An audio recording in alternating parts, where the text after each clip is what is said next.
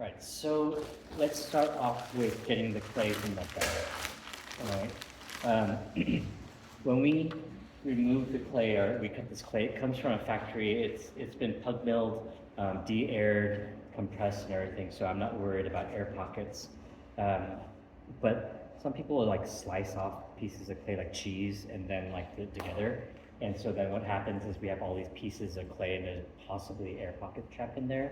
So I want to avoid that, and what I'll do is I'll go ahead and just take out a block of clay.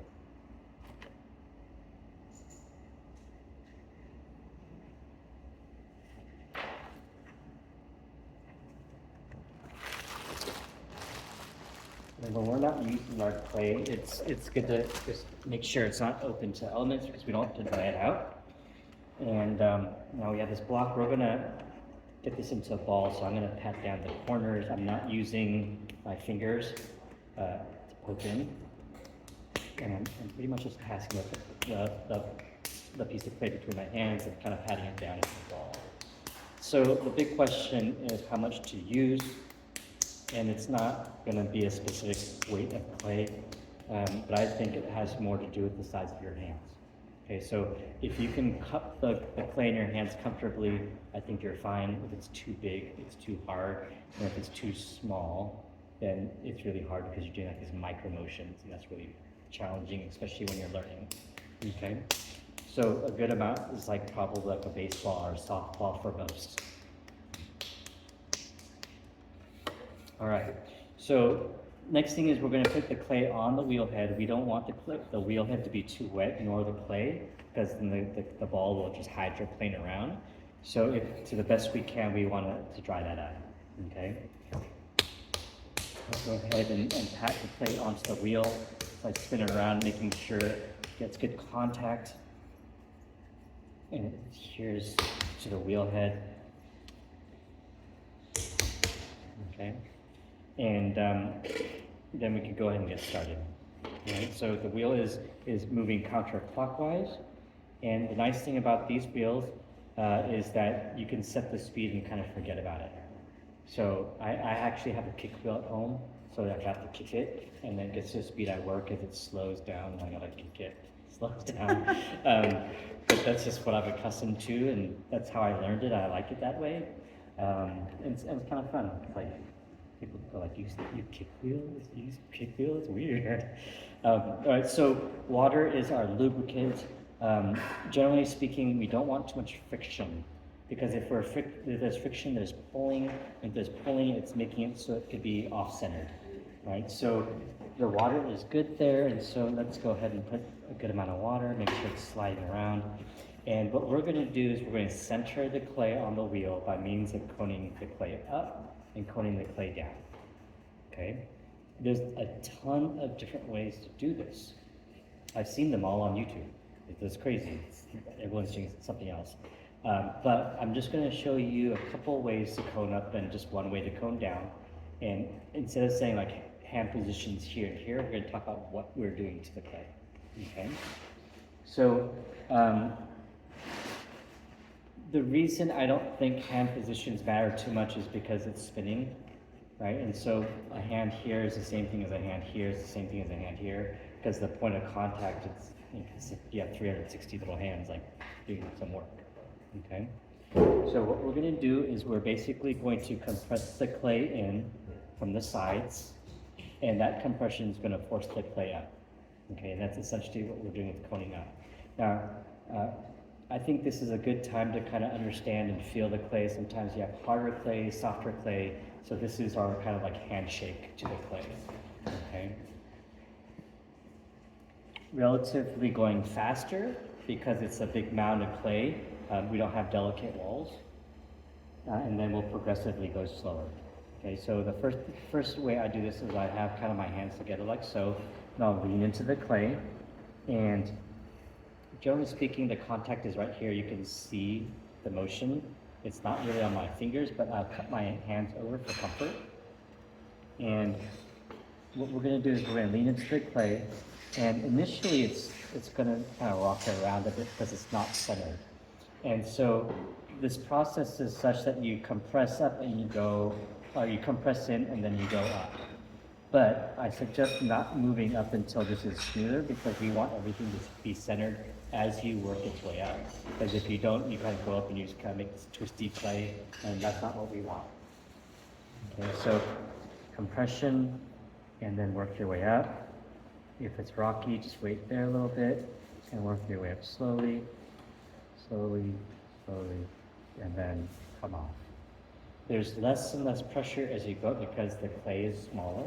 And so a couple of things to note, when we talk about that bell curve here, it's a soft touch where you don't do anything. And it's a really rough touch where you can like kind of mangle the piece or even just rip off the piece. Okay, so a lot of people are surprised at how much the clay can take. And then conversely, they go the complete opposite spectrum and they're doing nothing to the clay. So you really want to find that sweet spot where you're finding where to be able to move the clay to some extent. Okay, so again, compression, less pressure as I'm coming up. Come on. Okay, and you can see that cone shape. That's the coning up.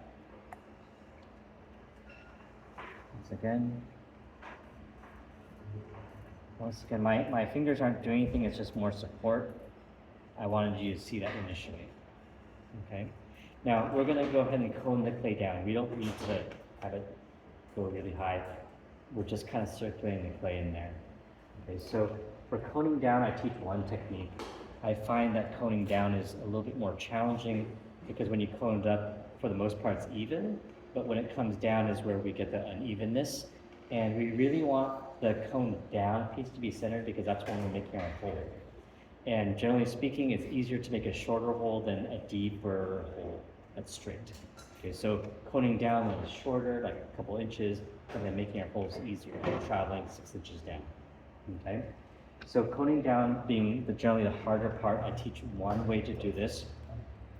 And the concept is this, right? We're compressing the clay down and it's going to come out. So as it comes out, this left hand needs to be able to confine that movement of the clay. So resting my hands on my thigh and it bobbling with the clay is no good. So I'll actually lock it onto my body somehow because the clay would have to move my whole body to have that same motion as here.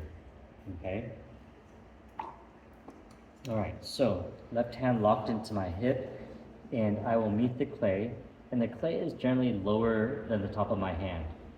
I'm going to be compressing the clay down, which means it's going to get wider. If it's down here, the clay is going to come out this way, eventually get caught on my thumb and just rip off. So, up below my hand and directly with the butt of my palm. It's not here because any pressure is with my wrist versus the strength of my forearm backed by my body. Okay, so I don't know how strong your wrists are, but they're probably not as strong as your whole body. Okay, so locking it in, having the butt of my palm meet, and I'm gonna find some way to compress that clay, and typically I'm going to wrap my hand around my thumb and use this meaty part of my palm to compress down. Okay, now I still see like a half of my clay. In other words, I'm seeing what I'm doing. Right? I'm not doing something like this where I don't see what I'm doing at all. Right? And as the clay gets wider, as it's going to do as it gets further down, I'm going to move my hand out. Now, I want to wrap my hand around this edge so it can kind of get forced down and pushed down. Now, that's opposed to this, where I'm pushing right in the middle, and then I'll have like a dish, right? I will wrap my hand around so you can see the curvature on the ends as it goes down. Okay. The other thing is, I'm not using my shoulders to compress down on this. I'm simply leaning down with my whole body. My shoulders are only so strong, and my shoulder is probably strong enough to mess with this. But once you start working with larger masses of clay, you're not going to be able to use the same tactics. So I think using your stronger muscles from the get-go is probably a better route. All right, so compress, and you can see as it comes down, it gets wider. All right, and then I'm going to come off really slowly after a few rotations. Okay, or maybe like 10, more than a few, right? And this idea of rotations is really huge here. I need to maintain that same level for a few rotations, or I might have something that looks like this. If I come down and just come off, right? And also, we have like this stickiness here. There's like the clay and the water, and I believe there's probably some sense of cohesion water tension where the water is kind of sticking to the piece or the clay sticking to the piece. So even if you stay for a few rotations that come off real quick, you can make it kind of wobbly. Right? So you really want to stay for those few rotations and then come off really gently, not launching off the piece. Okay? Now, we would want to see, we're hoping that after we cone down it's centered, and so we can visually see it. Is it moving a little bit? Right? If it is, then we know right off the bat it needs to be coned up and coned down again. Okay? But if not, we will want to do the pin tool test and graze in a couple of spots. So we're going to bring it in. The minute it makes contact, you're going to stop bringing it in, and you can see if we're centered. And so I like to test on the top, the middle, and the bottom. Okay, so we can see the top looks okay. Looks like actually it breaks right there. The middle one has no line really at all. It shows up and then disappears again. On the bottom, the same thing. It shows up and disappears again. So we didn't make 3 concentric circles anywhere. We know we need to cone up and cone down. Okay. So that first technique is we're kind of compressing inwards this way, and we're coming up. This other technique is kind of like coning down in sense of where the hands are. The left hand is supporting, and the right hand kind of compresses into our left hand. Okay. There's no one better way. I just find that when I'm coning down, this is just kind of the motion I do it. I'm already in this position, so I tend to do that. But I find also like my first cones are always kind of like this too. So I think it's just like where my body is. And that's why I say it doesn't really make a difference, because it's spinning, the wheel is doing the work for you. Okay?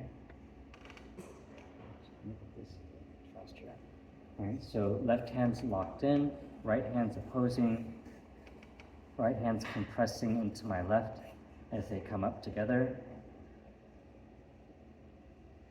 Come off nice and easy. Okay. So sometimes we get this clay down here, and we're going to really want to work that in, and sometimes this clay here is what prevents the bottom part of it being centered. So what I may do is compress the clay in before I start, or even kind of scoop in just momentarily with my pinky and my lower fingers, and then go ahead and compress.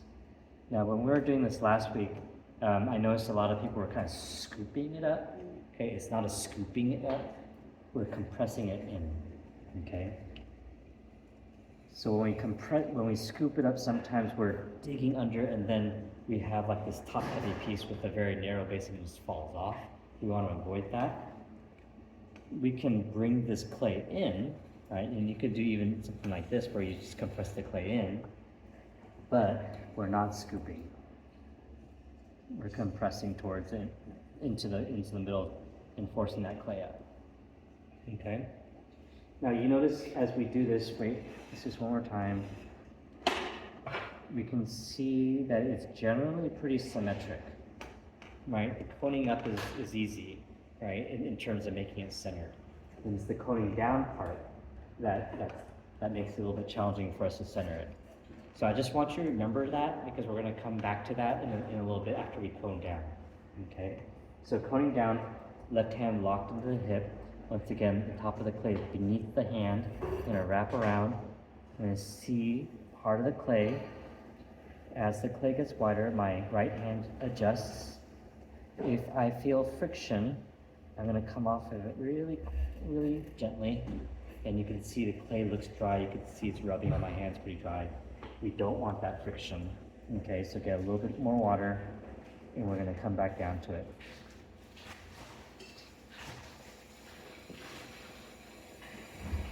And stay there for a few rotations and come right off. Okay, you can go ahead and test this.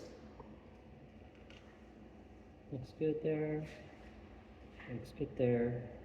And my bottom is not as good. Okay, so remember how we were saying coning up, you have more success in being symmetric and centered? Well, what we're going to do is we're going to maintain the cone down position, and we're going to do like a quasi coning up, which is to say the pressure is going to be from the outside and we're going to compress it into the clay. That's going to make the outsides nice and even. But what that's also going to do is going to force the clay up a little bit, thus coning up. That right hand is going to prevent it from coming up too much, but instead filling up the gaps. Okay, and what we're trying to achieve is that this fills out, everything fills out and gets a little bit more even and centered. Okay, so it looks like this. Left hand is in a spot, right? Once again on the back of the palm. Right hand comes in, and the left hand pushes, and you can see it get even. And then wait right there and come off nice and easy. Okay, see how we lost that indent down there? By compressing in, we're able to reform everything. Okay, so I did get a little bit of friction in there, so I want to go back and do that one more time. A little bit of pressure with that left hand while I compress on that right, and I don't let the clay come up. Come off nice and easy. Okay, now we can go ahead and test this. Good, good, and good. Okay, so now we've got our 3 circles, top, middle, bottom, and we're now ready to open up. Now, as you guys started, you found that this was probably in itself a big challenge. One, figure out how to move the clay and such, and then finally getting to center it. Okay, so it might have taken some time to get here, and so let's build off of it, right? We're going to make a hole in the middle. We got to make our vessel, and instead of kind of like eyeballing in, just like poking a hole, because you're likely to go into the wrong spot, let's brace this piece because it's centered, and let's go ahead and make that little well with our thumb. Okay, I'm just going to make a little well. I'm going to add a little water there because I'm going to go ahead and go down. It's likely to get, I'm likely to face some sort of friction. So that water in the well is going to keep it nice and lubricated as I go. I'm going to just dig my thumb down. And then I'm going to hold it for that one spot. I don't know how deep I am right now. I don't know how thick my base is, but I'm just going to hold it, make sure it's all level, and come out. And then we're going to test to see how thick the base is. Stop the wheel, right? So we don't want to shred up the bottom of the piece. We're going to take our pin tool, poke it through. We're going to meet the clay with our finger, and then we can see how thick it is. Okay? Poke, meet the clay, see it's that thick. And that, a little bit thicker than my pinky, so I'll go down just a touch. Okay? When you're checking for your thickness, it's better to be thicker and then work your way thinner. It is really hard to go from something really thin to make it thicker. It's not impossible, it's just not very easy. Okay, so I want to go down a little bit more. I'm going to brace my piece again and press just a touch. Leave my hand there for rotation. Come off. Let's go ahead and test that. Okay, and now I'm closer to where I want to be. Okay, so I'm going to go ahead and open this up. And when we do this, we're going to have our thumbs in and we're going to pull our thumbs out. It's not a sweeping motion of the arms. Okay, it's a movement of the thumbs. And we want to do it as uniform as possible. And so that water in there, that's going to be helpful, so we don't need to take that water out. Okay, I'm going to hold my rotation there, and then come off nice and easy. And if you notice, it's kind of like a little cup in there, right? But what I want to do is I want to make a little ledge in there, because that's going to help with my next and my first lift, right? So what I'm going to do is I'm going to roll my thumb and kind of pinch in, and you can see the difference of what that looked like. Okay, before it kind of just went down, now it actually goes in this way, all right? We may have some water sitting in there at this point, more than likely. You'll notice, I'm just going to lightly take off the water, but you'll notice also it kind of angles up towards the center, okay, because my thumb moves down, it's compressing down, so I have like a cone in there. I'm going to come in with my thumb and flatten that. So a nice flat surface. You could also do it with your sponge if you like, but I feel that your sponge contours a little bit and changes shape a little bit, so you may not flatten that completely. Okay? Right, so we've centered the piece, we made our hole wide, now we're going to raise our walls. At this point, we are dealing with delicate walls, so this is the slowest it will probably go. Right, so it goes faster to slower, and then we go fast again when we trim. Right? Now, I'm going to just grab the pot. Right?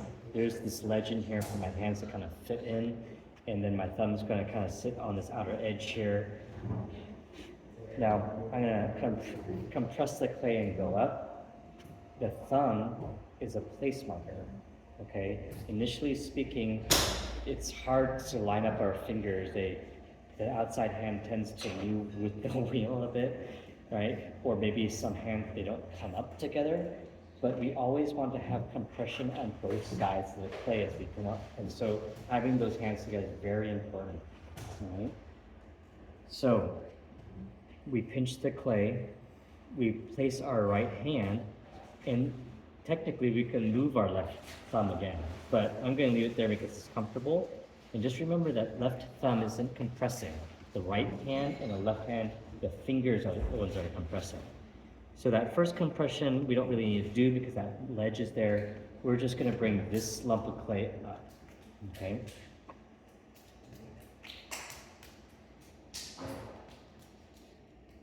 Once again, the speed of the wheel is something you should be thinking about right now, because the faster the wheel is spinning, the faster your movements are. So if you see something where your finger marks look kind of like that, where they're spinning up like a barber pole, okay, you're moving too fast. Okay, so you either need to slow down or you need to speed up the wheel. Now, if you speed up the wheel, you might find that it's harder to control. Conversely, if you slow down your hands, you might find it harder to control. So it may be you slow down the wheel but speed up your hand, or you find some sort of combination where your lines can look a lot more horizontal and you feel comfortable at the pace. Okay? All right, so second, we are going to once again pinch. Now there is the initial compression, right? And that's both hands kind of squeezing in. As we squeeze in, that clay from there moves up to about here, and then we're lifting that clay up and making the cylinder taller. All right, it's just, you can see that there's kind of a defined ridge because how my fingers line up. So we're going to move that clay ball up.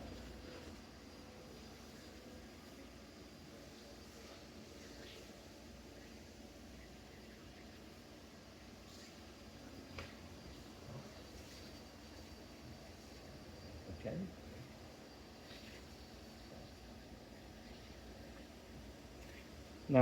Now we have a problem, right? Because my thumb's not long enough. I'm not an ape, right? So I'm gonna have to figure out some way for these fingers to come up together. I still need to reach down to the bottom, and so the best way for me is to rest my thumb on my right hand and then have them come up together, okay? So all the way to the bottom, all the way to the bottom. We're gonna compress a little bit. We have that ball of clay that we will now move up. And as we're moving up, there's no increase in amount of pressure that we're giving it. We're not compressing and compressing and compressing as we go up. It's an initial compression and we lift straight up. If we compress and compress and compress and compress, we're gonna have tapered walls, and that's what we do not want. Okay. You'll also notice we did pretty okay here, but the top is a little wavy. Now, all the uncentered clay manifests itself at the top, and so we can have some undulation, some waving, and I would say we should cut that off if it causes problems for us. In other words, there's waves of clay, and it's like when we're up here, we're touching clay and then not touching clay and touching clay. That's annoying. But right now, it's okay, so I'm going to leave that alone. Right. Again. So now I can't even touch, right? They don't even touch each other. So both these hands have to start to learn to work together until maybe they can touch, feel comfortable again.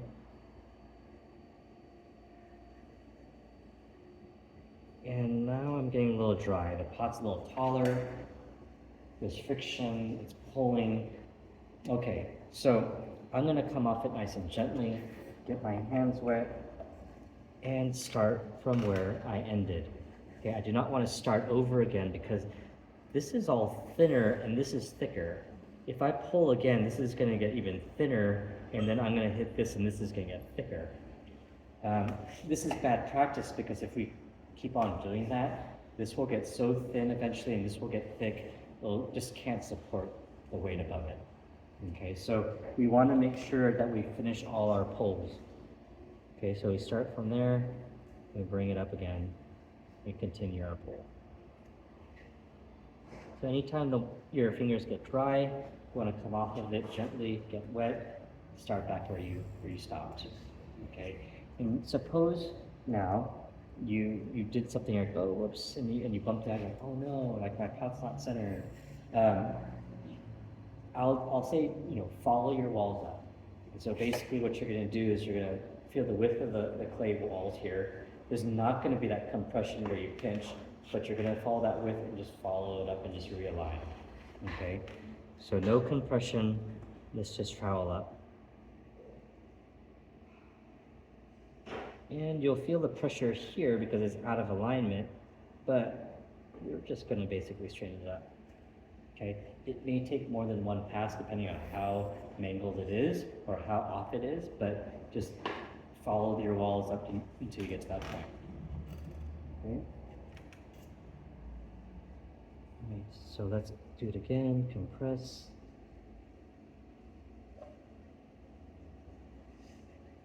And so when you raise your cylinder and you have nice level tops, you can say, oh wow, I did a good job centering. Because not too much of that clay came out. So I'm like thinking this is not that bad, right? But I do want to have it nice and flat. So we're going to talk about two ways to cut it, and we'll do it with the pin tool. One is you're going to hold your fingers here. You're going to have it slide, so if you feel the friction get a little bit more wet, and you're going to go ahead and poke, poke, poke, poke, poke. You're going to wait. It's going to cut. And then what you'll feel is it actually kind of loosens up a bit. And once it's loosened up, you can just go ahead and lift up and it'll take off the top. Okay? So go in. And I'm using my thumb as a support. If I kind of like free it, like eyeball it, then I can move up and down. I might not have level cuts. But if I can pinch gently and use my thumb as support, then I can make sure, as well as I can make sure, I suppose, that the cut's going to be a little bit cleaner. Now, this is moving, so my pin tool is going to want to move too. So I need to just kind of understand that there's that pressure and work against it, but just know that it's not going to be like super smooth. Okay, so now I've cut through. It's feeling loose, you can actually see it moving, right? And then we'll just go ahead and lift. Okay, it doesn't have to be fast, right? So now my top is nice and even, and then we can proceed to raising this even more. So we'll compress down here,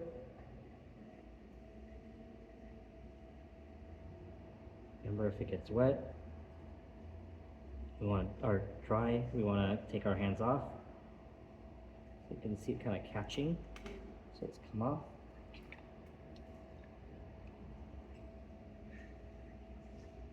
Continue where we ended up.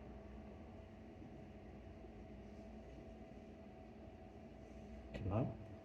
And you can see there's a little bit of raise in the clay.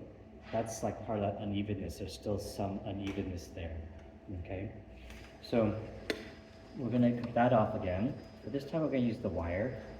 Okay? And I think to address like not having clean cuts with the wire, it all has to do with the tautness of the wire. The more slack you have, the more it moves. So make sure it's really tight. It's like kind of like flossing your teeth, I think, maybe. So real tight. Come on down. Hold this spot. Don't go anymore. And then you'll feel it getting loose, and then you can simply lift it. Okay, I think, let's try this. If I do something like this, it's like kind of there's too much. I can't really control it as well. And maybe I'll have a clean cut, but I feel so much more secure with that. And when you come up, you do not want to come up too fast because it can rip. And depending on how thin your piece is or how wet it is, you might actually just rip through the clay and it won't even come off. Mine at least came off, but you saw it just dropped. Right? So the slower you do it, the better it is. Okay? So I do have some water sitting in there. Let's get that out.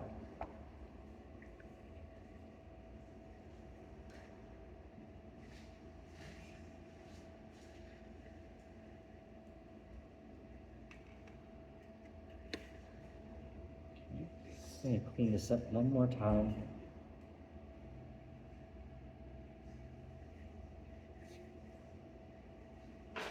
And I'm just following my walls up, making sure it's nice and straight. And then I want to point out, and now that you guys have practiced this a little bit more, are you still seeing it flare out a bit? Yeah. Okay, so we had talked about that last week. So sometimes the cylinder doesn't go straight up, it starts to flare out a bit. And that's happening for a couple of reasons. One, as I recall mentioning, is that you're kind of looking and you're changing that line. Like, oh, okay, let's see how I'm doing. And then you're changing that line out. And so you physically change that line because now you're drawing this way. Another thing that you may see is that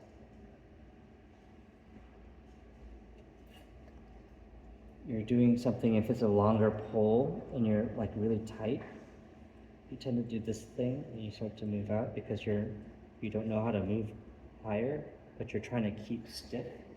Okay? So if that happens, you can pull up, and then if you feel that you're starting to move out, just kind of stop yourself and reposition and then come up straight.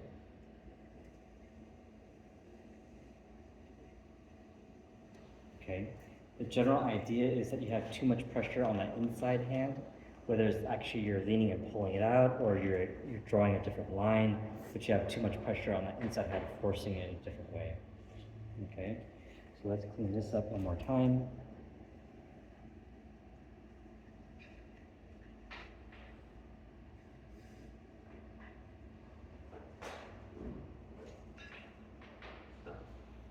Wire.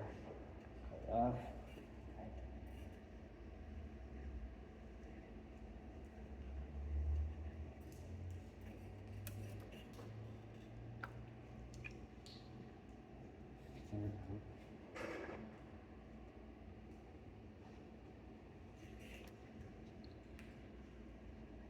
One last straighten up.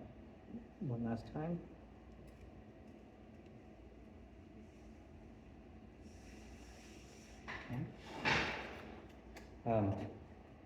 So we're going to trim this piece. That's the next step, right?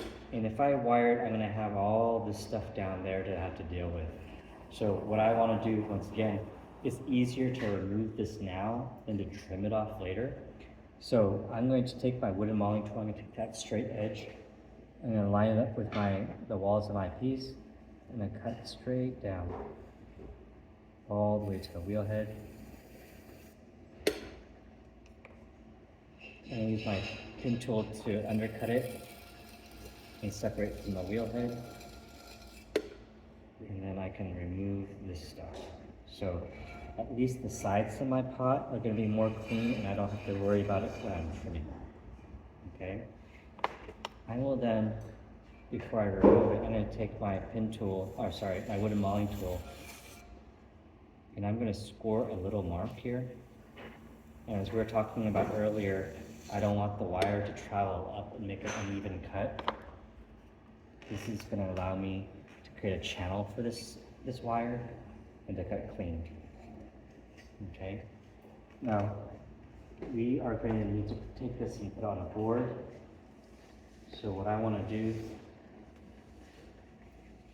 is displace some of that water underneath the pot, or some of that air underneath the pot with some water so it can hydroplane. There we go.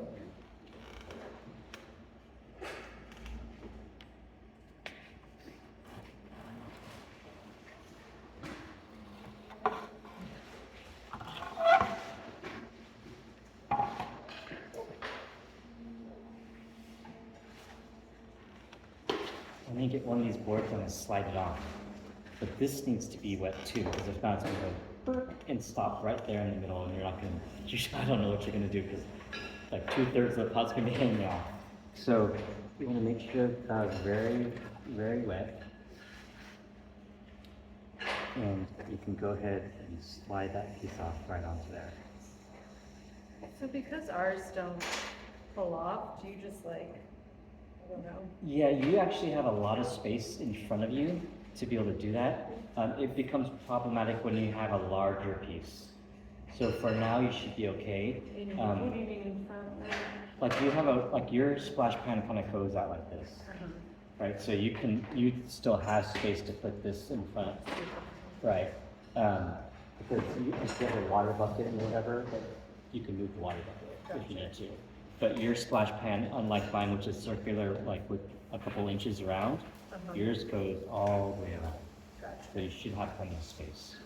Okay. We'll wrap this in plastic. We'll put it in our storage area, and then come back to it to trim when it's ready. Okay. All right. Thank you. Thank you No so problem. much. Thank you.